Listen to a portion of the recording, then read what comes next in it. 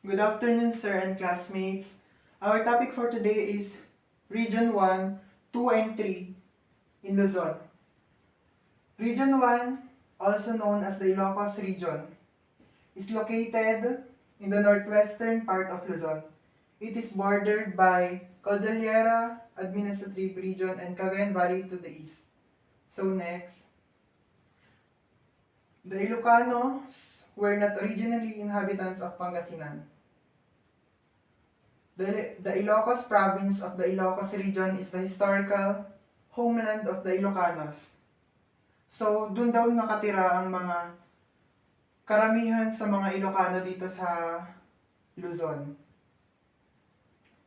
First, Ilocos Norte. Festival in Ilocos Norte are Empanada Festival and Pamulinowen Festival. What are the traditions and beliefs practiced by the Ilocano community? Ilocano community believe that the soul has not yet left the world of the living during the wake and still needs sustenance, hence the offering of food as they transcend onto the afterlife. It also believed that the soul returns to the land of the living after the 9-day wake and must be welcome back. So, yun yung kanilang tradition sa kanila. Next is Ilocos Sur.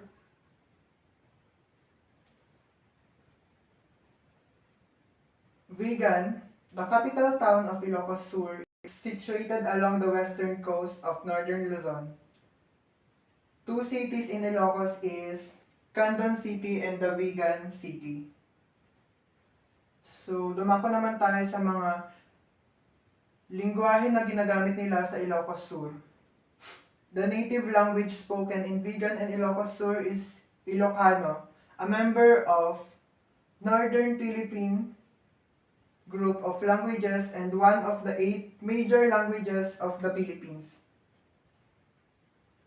The culture and the tradition of Ilocos Sur are known to be hardworking and frugal, hardy in the face of adversity, respect and humanity in everyday dealings mark the Ilocano personality.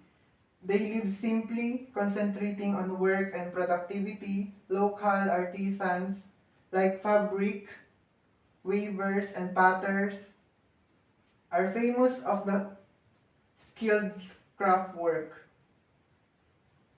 The original name of Ilocos Sur is Samtoy, which means Ilocos. From the lowlands, the region was called by the ancient name Samtoy from Saumi Ditoy. Next. Ilocos Sur is known for its rich cultural heritage. It's also home to some of the most beautiful beaches and thrilling adventure activities in the Philippines, from surfing and snorkeling to the island hopping and waterfall chasing. This stunning provinces has no shortage of outdoor adventure. What are the tribal communities in Ilocos Sur? The 3 tribal communities that dominate the said upland municipalities and shares distinct cultural practices are the Kankanais and the Tinguans and the Bagos. So yun daw yung mga tribal communities sa Ilocos Sur. Next. Festival in Ilocos Sur are Tobacco Festival. Tobacco Festival is a festival of culture, history, agriculture, and cityhood in the city of Candon, Ilocos Sur in every March. So the next one is Longanisa Festival. Every January 22, the local of vegans celebrate a Longanisa themed festival. Longanisa is a local sausage with a creamy garlic flavor and a breakfast staple in the country. So next is La Union.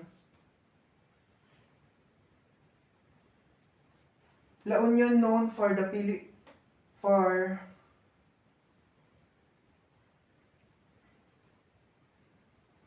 La Union known for in the Philippines. Explore more things to love. Department of Tourism Philippines. This laid-back coastal town is a famous for its surfing spot, but what not a lot of people know that it's also brimming with other natural and heritage attraction and cultural activities like red clay pottery, grape picking, loom weaving, churches for pilgrimage tours, waterfalls and eco tours. Culture. Culture in La Union. The province of La Union has a 93% Ilocano population that is overwhelmingly Roman Catholic. Its culture and tradition are rooted on Ilocano culture and tradition, which have evolved extensively and distinctively over the decades with the influences of neighboring provinces. Pangasinan communities can be found in southern Igorot tribes, primarily the Ibaloy, Kankanaey, and the Bago tribe, found in La Union, Cordilleran foothills. So next is the language and dialects spoken in La Union is Ilocano, is the common dialect in La Union. Pangasinense, speak by the resident of the coastal barangay of Santo Tomas and Santo Rosario. Ibaloy or Kankanay is speak by the cultural communities in the towns bordering the Cordillera. So English and Filipino remains as a basic tools of instruction in school. So dumako naman tayo sa mga indigenous na matatagpuan sa La Union. First, in the highlands of La Union is home of the Igorot people, mainly the Kankanaey and the Ibaloy. Various fiesta that La Union celebrates. First is Bagak Festival. The town of Bauang, La Union springs to life to put on this vibrant celebration. Next is the Dinengdeng Festival. Pindangan Festival in San Fernando City, Silag Festival, San Fernando City, Tabaco Festival in Tubao, Surfing Break Festival in San Juan. So, these are the festival in La Union. So, dumako naman tayo dito sa Pangasinan.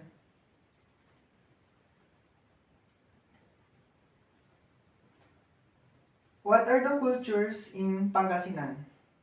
The Pangasinense culture is a rich mix of Malayo, Polynesian, Hispanic, American, and Chinese influences.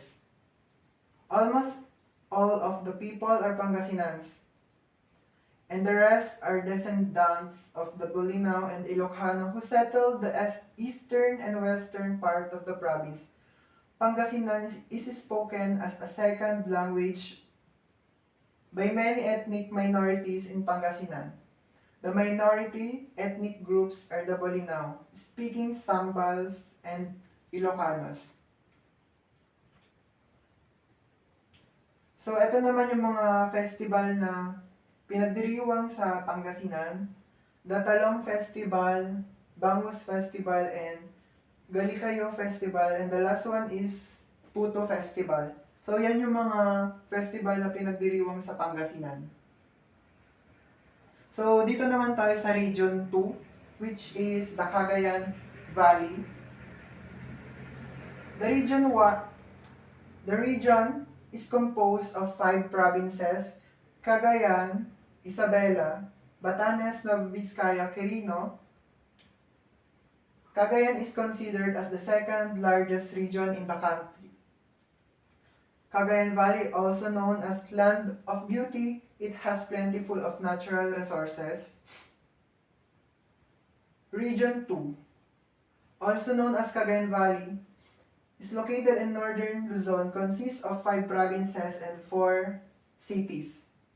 Dialects include Ilocano, Ibanag, Itawes, Iraya, Ivatan, Gadang, and Tagalog.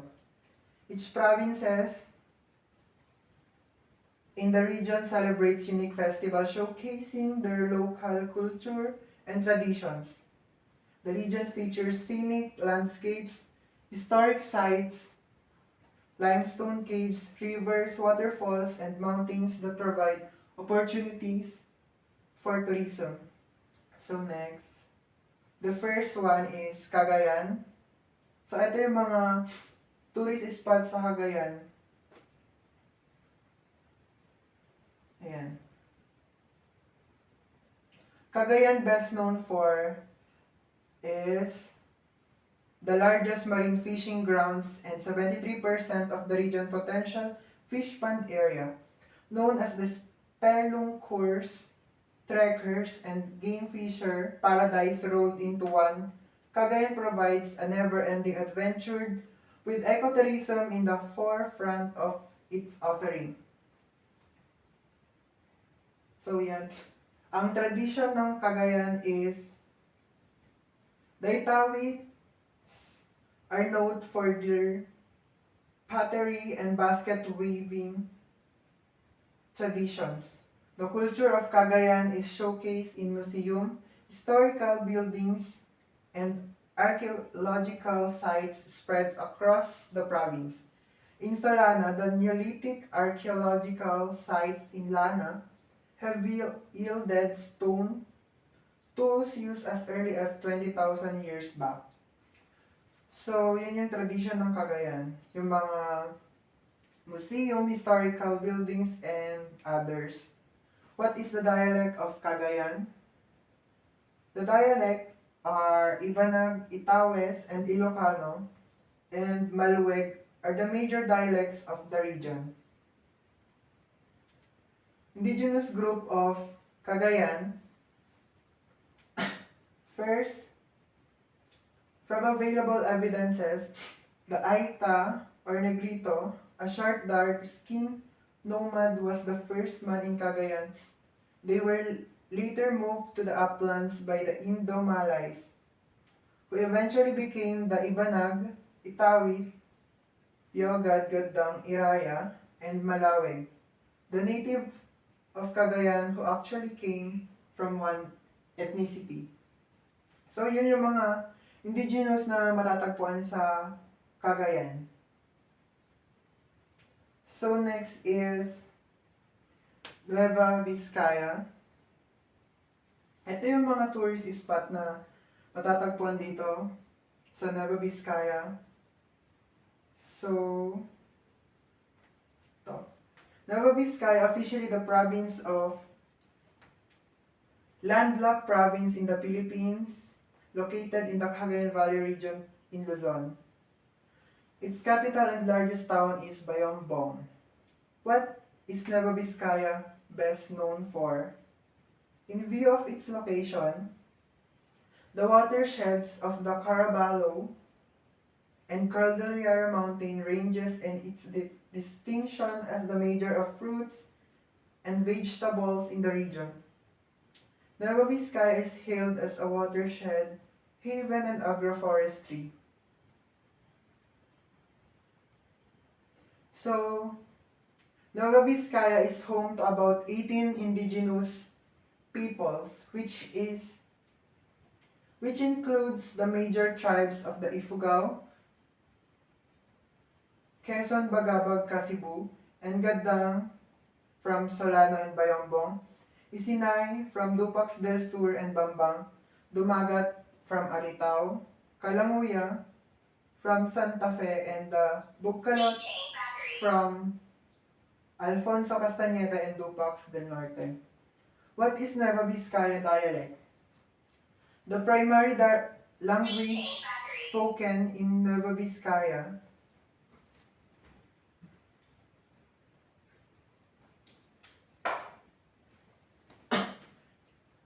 is Ilocano, brought by settlers but it's not native to the region. Most Nova Vizcayanos speak indigenous Igorot language like Isinay Bugkalot or Ilongot and Ifugao, but they switch to Ilocano, Tagalog, or English when dealing with visitors. So, ang ginagamit nila kapag nakikiusap sa mga iba't ibang visitors from other region is Ilocano or Tagalog and English. So, next. What festa tradition are practiced in Nueva Vizcaya? First, Grand Amungan Festival, also known as Amungan Festival, is a founding anniversary and cultural festival of the province of Nueva Vizcaya, Philippines, held every May 24. The day is also declared as a special non-working holiday and called Nueva Vizcaya Day since 1985. What are the traditional arts in Nueva Vizcaya? Local tribesmen called Gadang are known for their crafts and textile weaving. The weavers are known for the bakwat, a belt worn by women after giving birth. It is usually made of white cloth with beads as accents and patterns of rivers and mountains, and the bead works on the central portion of the cloth. So yun. Quirino.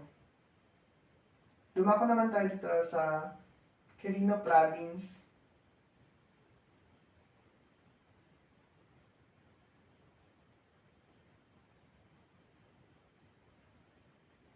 So, who are the indigenous people of Quirino?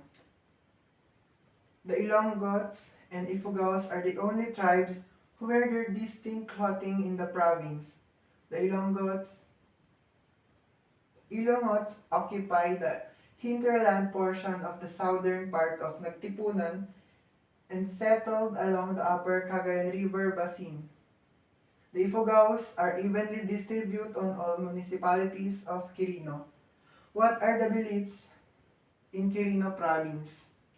So, the beliefs of Quirino province is Roman Catholic is the predominant religion in the province. Christian denomination are United Methodist Church, Salvation Army Philippines. And there are four religious sects, one of them being Iglesia ni Cristo. Dialects, the major dialects in Quirino is Ilocano. What is the dialects of Quirino? The major dialects is Ilocano, spoken by 71.46% of the total populate. Other dialects are Ifugao, Bugkalot, Pangasinense, and Kankanaoy. So dumako naman tayo dito sa probinsya ng Batanes. The province of Batanes in the Philippines is the smallest province composed of 3 major islands. The indigenous people are called Ivatan, who have a unique culture influenced by the environment, including stone houses and traditional. The main industries are cattle raising, fishing, and agriculture. Popular tourist attractions are noted for their natural beauty like beaches, hills, and landmarks such as lighthouse and churches. The culture and the nature of Batanes make it a popular ecotourism destination worth visiting to experience the local way of life. So, the capital of Batanes is Basco. Municipalities of Batanes, it has 6 municipalities, namely Basco, Ibayat, Ivana, Mahatao, Sabtang, and Uyugan. People and culture, Batanes is home to Ivatans. What is Batanes known for? The Batanes group of islands is located at the northernmost tip of Philippines. It is known for its scenic water and terrain and clean environment. Batanes is also recognized for the unique culture of the island. First, settlers. Batanes is also the Ivatans people. Who are the indigenous people of Batanes? The Ivatan people are an Austronesian ethno-linguistic group native to the Batanes and Babuyan Island, the northernmost Philippines. They are genetically closely related to other ethnic groups in northern Luzon but also share close linguistic and cultural affinities of the people of Orchid Island in Taiwan. What is language and natives of Batanes? The main language spoken in Batanes are Ivatan, which is spoken on the islands of Ivatan and Sabtang. Itbayaten is spoken primarily on the islands of Itbayat. The Ivatan, which is dominant in the province, is considered to be one of the Austronesian languages. So the beliefs and values of Batanes. So the things you should know about the Ivatans, people of Batanes, sila daw ay honest and trustworthy sa mga ibang tao. So, para sa kanila, honesty is one of their core values. There is no reason to fret about your losing your belongings or being cheated on because the Ivatans do not tolerate dishonesty. Thief has no place in the Batanes. It has been said that it is part of their upbringing since childhood. So, what are the culture and traditions of Batanes? Locals still wear traditional articles of clothing like the vakul, a headpiece made of fibers from voyavoy palm, which is used to protect the wearer from sun and rain. The stone houses of Batanes are built to withstand typhoons, with walls and roofs 1 meter thick and small and narrow windows. So, gumagawa sila dito ng mga stone na mga bahay para sa safety nila kapag may bagyo or anumang pandemya. So next is the Isabela. Officially, the province of Isabela is the second largest province in the Philippines in land area located in Cagayan Valley. Its capital and the largest local government unit is the city of Ilagan. Isabela is widely known as the rice bowl of the north and the corn capital of the Philippines. So dito natin matatagpuan ang malawak na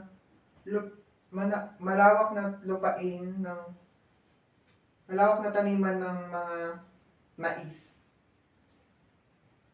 So indigenous people in Isabela, majority of them are classified as Ilocanos, who constitute 69% of total households. Two other prominent ethno-linguistic groups are Ibanag at 14% and Tagalog at 10%. The balance of 7% belongs to Gaddang, Paranan, Yogad, and other indigenous tribes. What is the dialect in Isabela province? So, Ilocano is the common language understood and used in the province despite the assimilation of most of Isabela's people into the mainstream of Philippine culture. Some ethnic artistic expression have survived until today. What are the culture of Isabela? The province of Isabela history and culture. Majority of them is classified as Ilocano, and what are the tradition of Isabela province? The province of Isabela celebrated these farmers, helpers, known in the province as Bambanti, with a festival every fourth week of January. Isabela holds the Bambanti Festival in Thanksgiving for their previous year's harvest. The celebration includes a trade fair, parades, street dancing, and competition. So, dito naman tayo sa Region 3, which is the Central Luzon.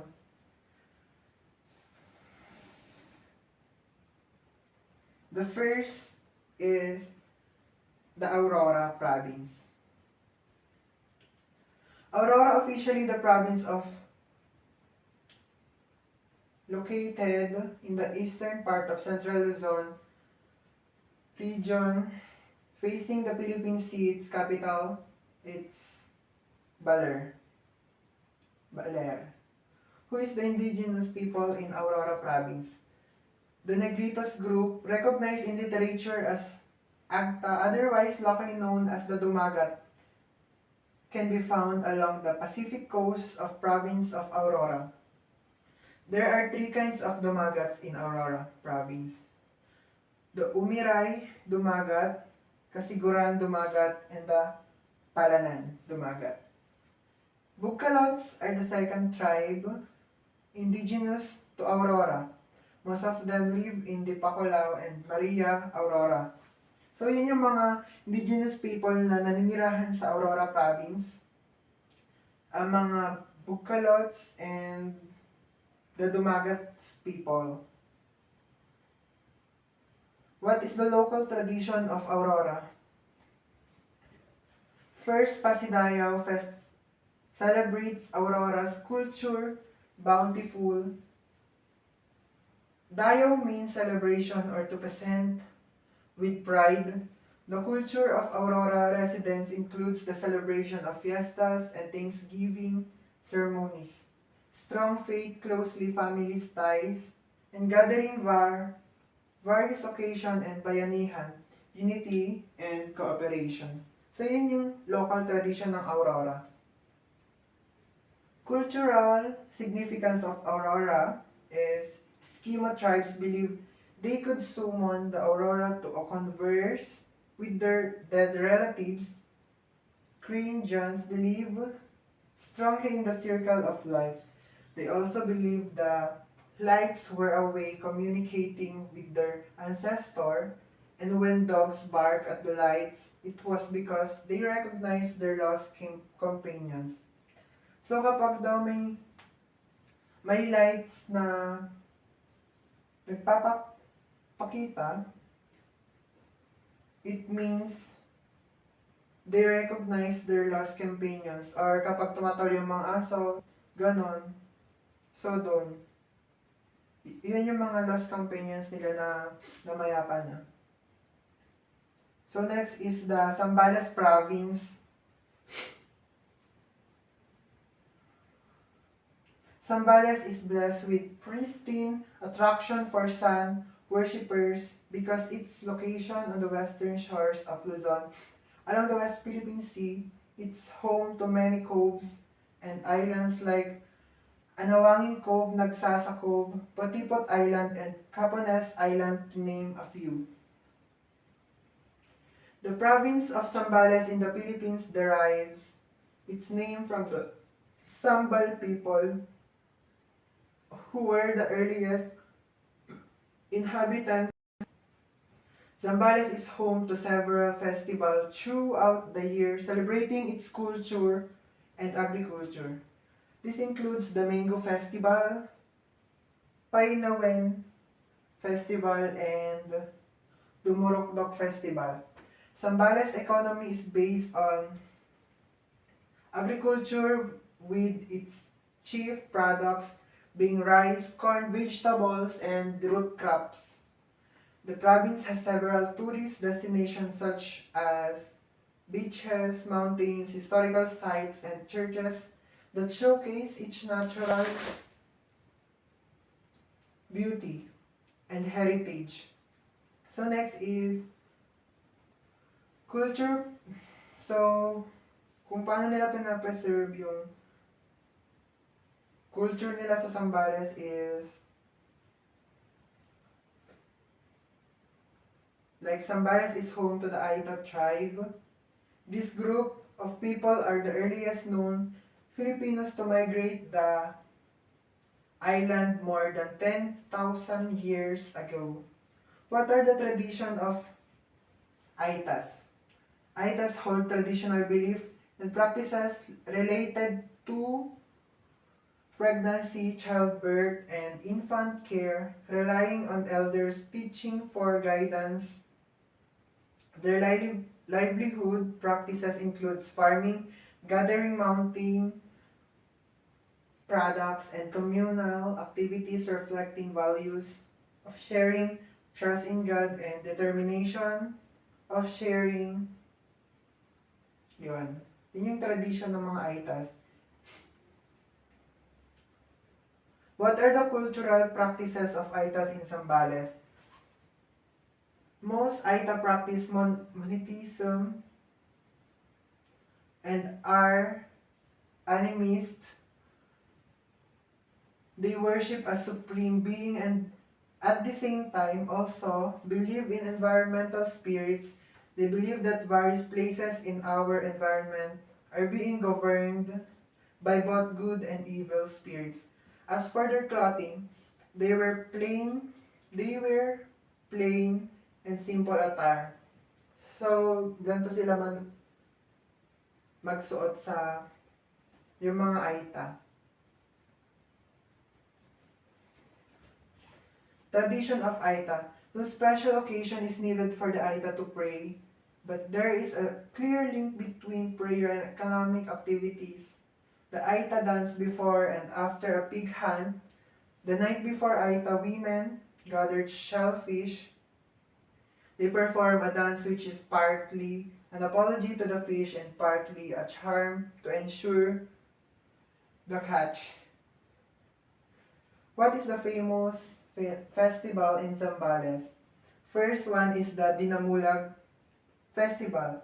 The Dinamulag Festival, also known as the Zambales Mango Festival, as annual festival held in province of Zambales in the Philippines to celebrate or encourage bountiful harvest of province mangoes. Next is the Bataan Province.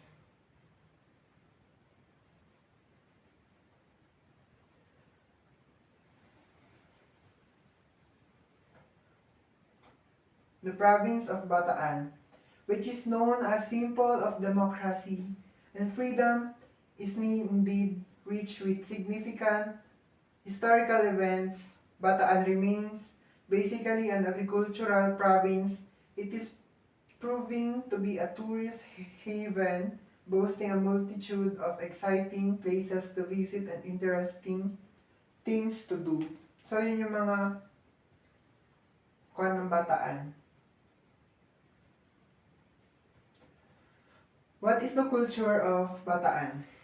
Bataan's culture is heavily influenced by its Spanish colonial past and celebrated through colorful festivals such as the Bataan Day and Pawikan Festival. Its cuisine is also unique, featuring local dishes like Bataan adobo and seafood. How is the culture of Bataan being preserved? So, preserve nila in order to preserve the Aita Magbukon indigenous culture, the oral literature traditional skills that included traditional dances, song, chanting, traditional cooking, and traditional medicine were included traditional dances, song, chanting, documented using ethnographic approach as the method of collecting data and information. What are the indigenous people in Bataan? The Aita Magbukon of Bataan in Luzon. The Philippines remain one of the least known a documented indigenous tribe.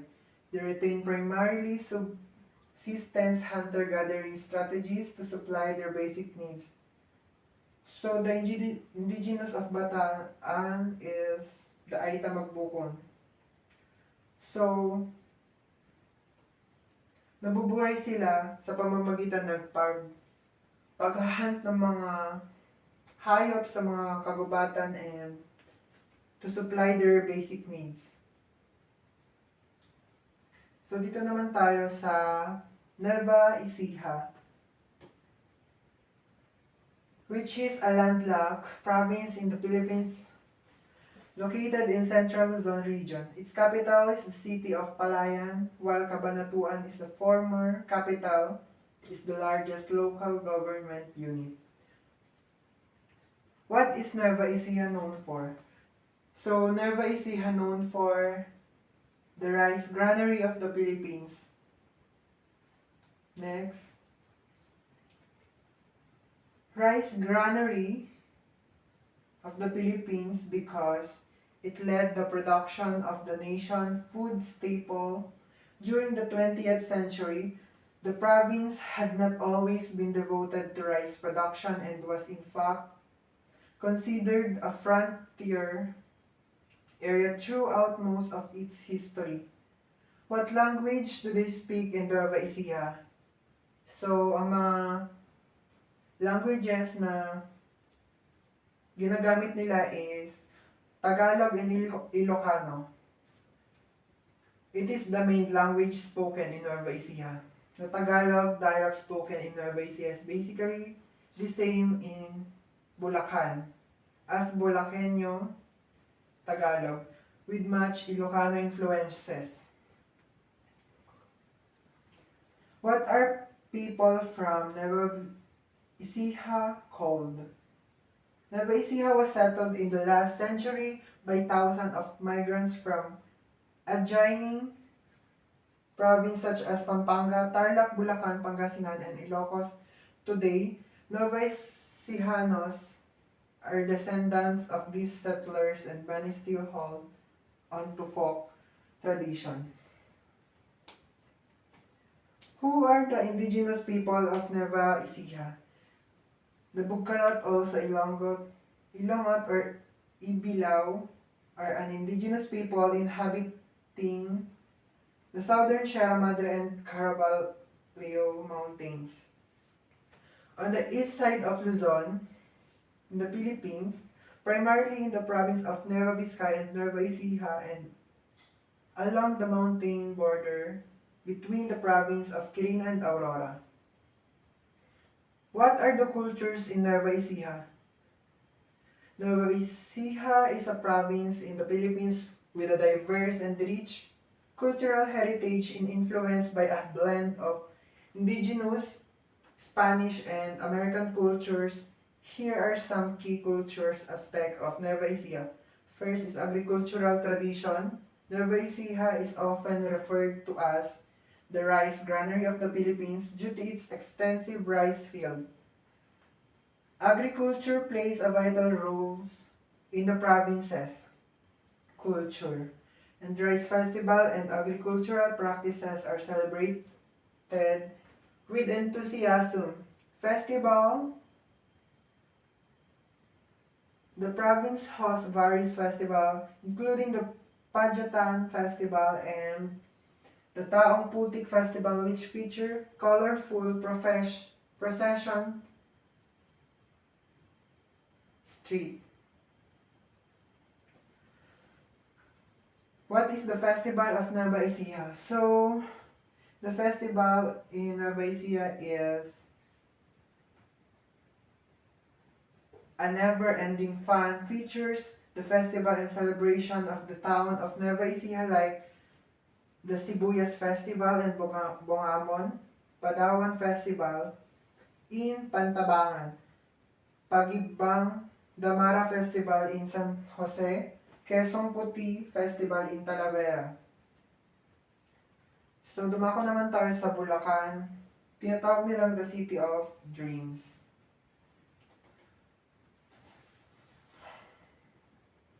Why is Bulacan famous? Bulacan is noted as the land of heroes, beautiful women, progressive cooperatives, small and medium-scale industries. It is also known for medium-scale industries. It also known for excellent craftsmanship in making jewelries, leather craft, buntal hats, pyrotechnic bone in Bulacan. Who are the indigenous people of Bulacan? The Dumagat often build their home by the river and obtain their food from it. Thus the word bulos, which means river flow, is significant for the Dumagat at is intertwined with their story as indigenous people in Bulacan province.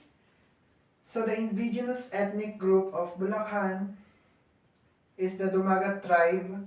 Duma means hubad and gat means gubat. What is the famous festival in Bulacan? Festivals. Provincial Government of Bulacan, Feast of the Holy Cross of Wawa, a festival held on the first Sunday of July observed in honor of the Holy Cross of Wawa, Mahal na Cruz sa Wawa, which is said to have saved the life of an old woman who was drowning. The main feature of this fiesta celebration is the pagoda which glides along the Bocaue River. Next is Pampanga.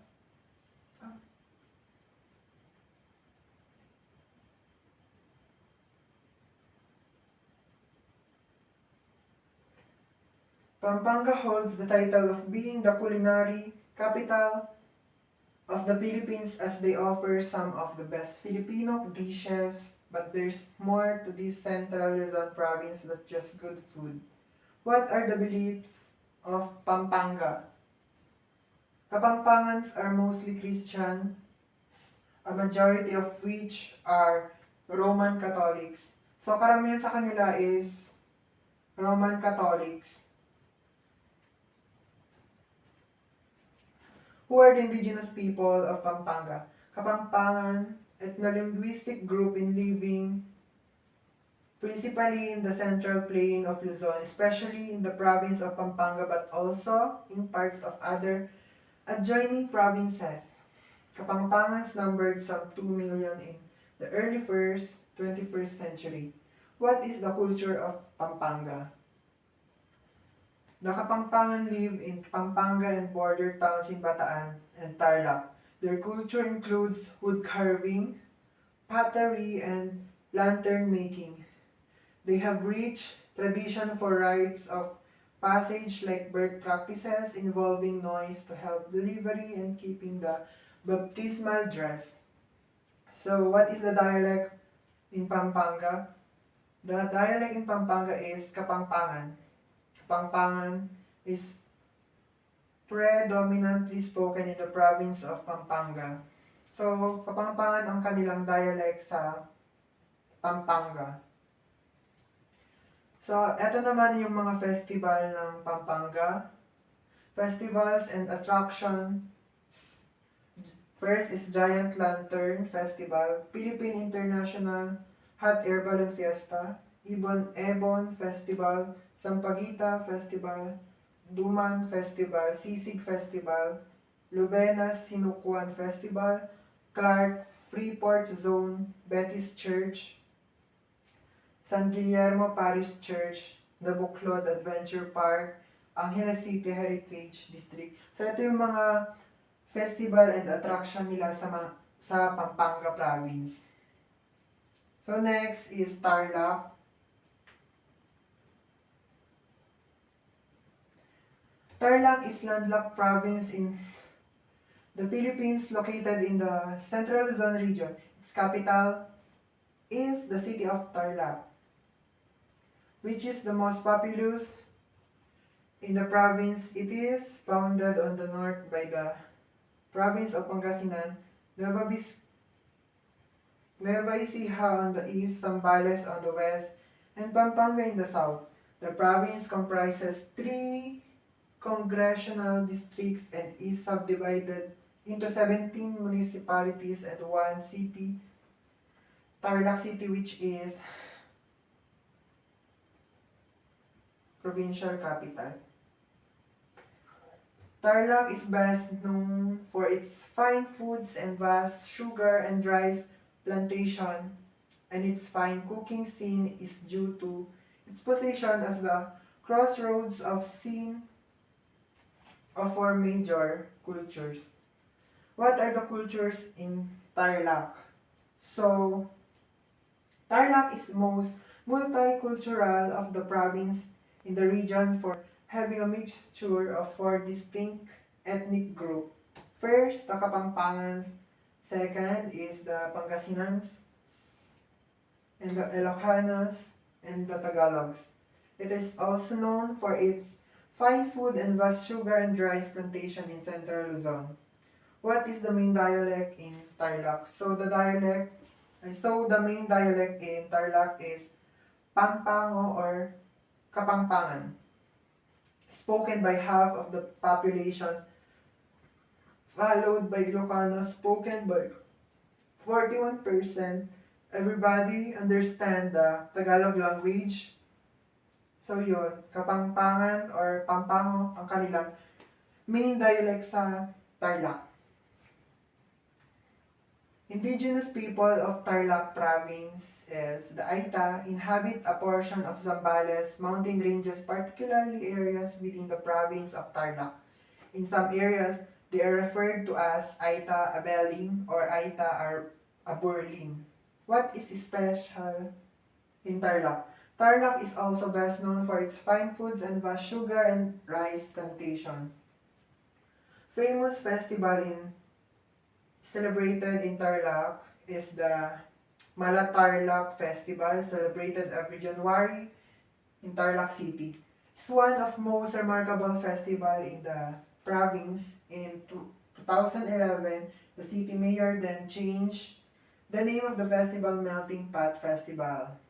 So yun, pinalitan nila ng name ng kanilang dating festival ng Melting Pot Festival. So, dun na nagtatapos ang aking report. Thank you for listening.